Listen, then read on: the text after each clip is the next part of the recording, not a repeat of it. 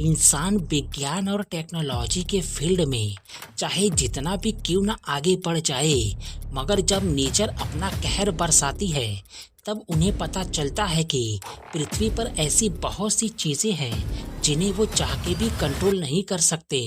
और ऐसे ही एक घटना अर्थ पे 7 लाख साल पहले घटा था, जब पृथ्वी पर इंसानों का कोई भी वजूद नहीं था। अगर वो घटना आज के समय में घटित होता तो इंसानों का क्या हाल होता, इसी चीज़ को सरवाइव नाम की मूवी में बहुत ही अच्छे से दिखाया गया है। तो चलिए बिना टाइम गंवाए चलते हैं उसी मूवी की दुनिया में। कहानी की शुरुआत में समंदर की अथाह गहराइयों में बहुत ही अजीब हलचल को दिखाया जाता है, जिसे समुद्री जीव भाप चुके थे। और उससे बुरा हाल तो आसमान में था। इंसानों को लगता था कि वो कोई नॉर्मल बादल हैं जो बरस के निकल जाएंगे, मगर ऐसा बिल्कुल नहीं था, क्योंकि आसमान से पानी नहीं बल्कि सैटेलाइट की बारिश होती है, जिसे इंसानों ने स्पेस में भेजा था। उनके गिरने की वजह से इंसानों द्वारा पृथ्वी पर बनाई गई हर एक चीज ठप पड़ जाती है। और उस भयानक नज़ारे को देख के टॉम अपनी वाइफ जूलिया से बताता है कि वो मीटियोरॉइड नहीं बल्कि सैटेलाइट हैं, जिनका गिरना तो इम्पॉसिबल है। इनके ऊपर से एक मुसीबत टली भी नहीं थी कि ये दूसरे में फंस जाते हैं, जो पहले वाले से भी भयानक था। और ये जिस तूफान में फंसे थे वो पृथ्वी के मैग्नेटिक फील्ड पर भी असर डाल रहा था, जिससे इनकी हालत खराब हो जाती है और एक झटके के साथ इन सब की बत्ती गुल हो जाती है। ये सोच भी नहीं सकते कि नेचर ने इनके साथ क्या किया है। होश आने पर जब ये बोट के बाहर का नजारा देखते हैं तब इनकी जान हलक में अटक जाती है, क्योंकि एक रात पहले जिस समंदर में तूफान आया था वो अब बिहड़ में बदल चुका है। मानो जैसे ये एक ही रात में बोट समेत किसी ऐसे ग्रह पर टेलीपोर्ट हो गए हैं जहाँ पे पानी का नामो निशान नहीं है। इतने भयानक नज़ारे को देख के इन सब को समझ में आ जाता है कि पिछली बार तो ये बच गए थे, मगर इस बार ये पक्का मरेंगे। दिशा निरीक्षण के लिए जब टॉम कंपास को यूज करता है तब वो ये जान के शॉक्ड हो जाता है कि अर्थ ने अपनी दिशा बदल दी है, यानी कि साउथ पोल की जगह नॉर्थ पोल आ गया है और नॉर्थ पोल की जगह साउथ पोल ने ले लिया है। और इस घटना से समंदर भी वहां पर है जहां पे उसे नहीं होना चाहिए था। मतलब कि पहले जहां जमीन हुआ करती थी अब वहां पे समंदर है और समंदर की जगह पर जमीन। नेचर के इस भयानक रूप को देख के टॉम जूलिया से कहता है कि जिसका डर था वही हुआ। प्रकृति ने एक झटके में इंसानी सभ्यता को खत्म कर दिया, उससे पहले कि इंसान उसे खत्म कर दे।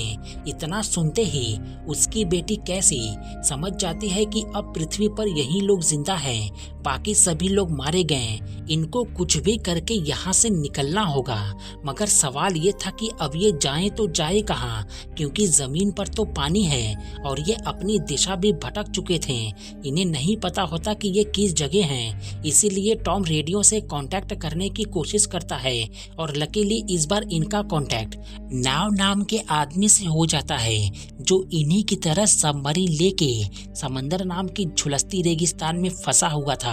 टॉम के पूछने पर वो बताता है कि अर्थ का मैग्नेटिक पोल्स रिवर्स हो चुके हैं। मेरे सिस्टम ने एनालिसिस किया है और उस बेस पर मुझे पता चला है कि 1 हफ्ते में वो पोल्स वापस अपनी जगह पर आ जाएंगे, जो बहुत ही वायलेंट होने वाला है। इतना सुनते ही टॉम और जूलिया उससे अपने दोनों बच्चों को बचाने के लिए कहते हैं। इन्हें अपनी जान की फिक्र नहीं थी, बस ये कुछ भी करके अपने दोनों बच्चों को बचाना चाहते हैं, क्योंकि उसके सबमरीन में 3 लोगों की ही बैठने की कैपेसिटी थी, जिसमें से 2 लोग मारे जा चुके थे, मगर नाव बच गया था। इसीलिए वो इनकी बात मान के और हालात को देखते हुए इनको वो अपना लोकेशन बताते हुए कहता है कि तुम उनको लेके जल्द से जल्द मेरे पास आ जाओ, नहीं तो सब मारे जाओगे। इतना सुनते ही टॉम उनको लेने के लिए बाहर निकलता है। तभी वो देखता है कि एक आदमी अपने डॉग के साथ इन्हीं की ओर आ रहा था। दरअसल उसके बेटे बैन ने कुछ बलून्स को हवा में उड़ा रखा था ताकि जो कोई भी जिंदा हो वो उन्हें देख के इनके पास आ जाए। टॉम उस आदमी को सर्वाइवर समझ के मदद करने के लिए उसके पास जाता है, जो कोई सर्वाइवर नहीं बल्कि एक साइको किलर था, और वो देखते ही देखते टॉम को जूलिया के सामने जान से मार देता है। ये देख के जूलिया वहां से बोट में वापस आके अपने दोनों बच्चों को कैबिन में ही छिपा के खुद वहां से बाहर निकल जाती है, और किलर को नहीं पता होता कि इस बोट में उसके अलावा 2 बच्चे भी मौजूद हैं। वहीं बाहर किलर का डॉग जूलिया के ऊपर हमला कर देता है, जिसे वो जान से मार देती है। अपने डॉग को मरा हुआ देख उसकी सटक जाती है, इसीलिए वो अब जूलिया के ऊपर हमला करके उसको जान से मारने वाला था। ये देख के कैसी उसके ऊपर फ्लेयर गन से फायर कर देती है, जिससे बोट में आग लग जाती है। बोट के ब्लास्ट होने से पहले जूलिया उन दोनों को लेके वहां से निकल जाती है।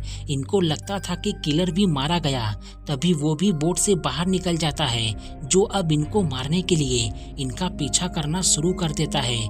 पिता के मारे जाने से बैन काफी उदास था। ये देख के जूलिया उनसे कहती है कि अगर तुम दोनों को जिंदा रहना है तो हमें जल्द से जल्द नाव के पास पहुंचना होगा, नहीं तो वो किलर हम तीनों को जान से मार देगा, जो मैं नहीं चाहती। इसलिए मेरी बात मानो, आगे बढ़ते रहो।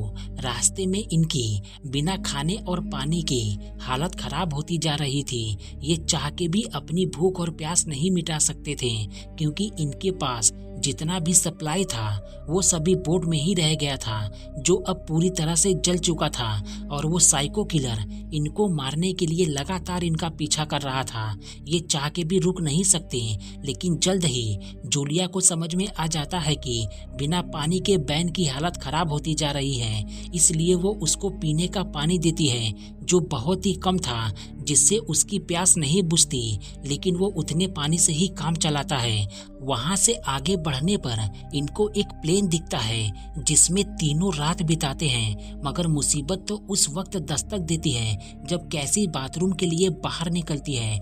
उसी वक्त वो साइको किलर उसके ऊपर हमला कर देता है, लेकिन इस बार जूलिया उसको जान से मार देती है। इनको लगता था कि अब मुसीबत टल गई, लेकिन बहुत जल्द ही जूलिया को समझ में आ जाता है कि मुसीबत तो अभी शुरू हुई है, क्योंकि इनके पीछे समंदर के सबसे खतरनाक केकड़े लग चुके थे, जो पानी ना होने पर ऑक्सीजन से पागल हो चुके थे। अपनी भूख मिटाने के लिए वो रास्ते में आने वाली सभी चीजों को खा जा रहे थे, और अब उनके निशाने पर जूलिया अपने दोनों बच्चों के साथ आ गई थी। उनसे बचने के लिए वो कुछ लोगों से मदद की गुहार लगाती है, जो कार्गो शिप के पास कंटेनर में से सामान को चुरा रहे थे, लेकिन वो इनकी मदद नहीं करते और वो खुद को उसी कंटेनर में लॉक कर लेते हैं। लेकिन कंटेनर में होल होने की वजह से वो केकड़े अंदर जाके उनको खत्म कर देते हैं। इस मौके का फायदा उठा के जूलिया अपने दोनों बच्चों के साथ उसी कंटेनर के ऊपर चली जाती है, जिसमें उसका पैर जख्मी हो चुका था, और वो बेहोश हो जाती है।